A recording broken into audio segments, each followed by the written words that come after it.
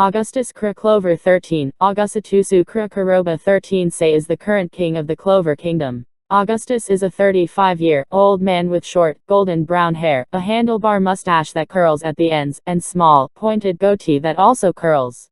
Augustus wears a striped doublet with alternating dark and light purple sections separated by white lines. The long sleeves have lace at the wrists. He also wears a pair of trunk hose that have a similar pattern as his doublet, as well as a pair of white tights and dark purple shoes. Over all this, he wears a fur-lined, green royal mantle and a yellow cravat.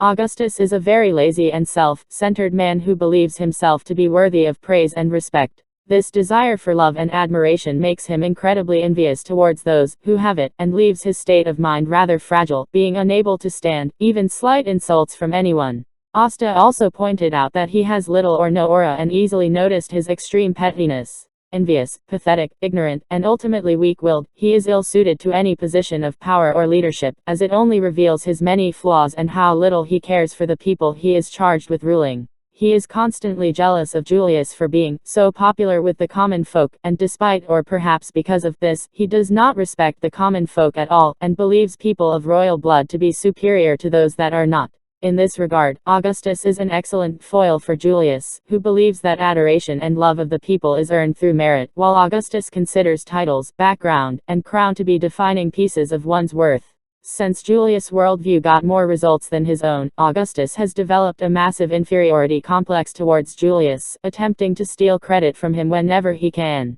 This conceited attitude even extends toward the magic knights, despite many of them being tasked with his protection and that of the kingdom, even going so far as trying to sentence Asta and Juno to death for a blunt comment or insulting his own subjects for not knowing who he was. He was also personally displeased that the Golden Dawn had won the most amount of stars despite having less members of the royalty than the Silver Eagles. His desire to be loved and recognized by his people is ironic, in the sense that he does not go outside of his palace and interact with his subjects in any way, whereas Julius regularly mingles with the commoners, though in disguise most times. His own people barely recognize him, and even when he is around, they have little to no love or respect for him. Many see him and his position as little more than a glorified figurehead, as opposed to the magic emperor as a true authority that rules the realm. Despite being blessed with the tremendous mana reserves of the royalty, Augustus has shown to be rather ignorant and foolish with regards to magic repeatedly. He faltered while explaining the reasons behind the rules of the Crystal Destruction Battle Tournament when asked, was unimpressed with Magnus Swing's abilities despite Kirsch Vermilion pointing out the rarity of being able to use both short and long-range magic and unable to follow much of what was going on, asking for explanations from Julius on more than one occasion. His magic does have the capability to be quite powerful, as Padley has demonstrated, but Augustus' ignorance and arrogance prevent him from understanding how or why he would need to use it effectively. This even extends to being apparently oblivious at danger directed at himself, as he expects his status as king and mana reservoir alone to be able to stop dissidents.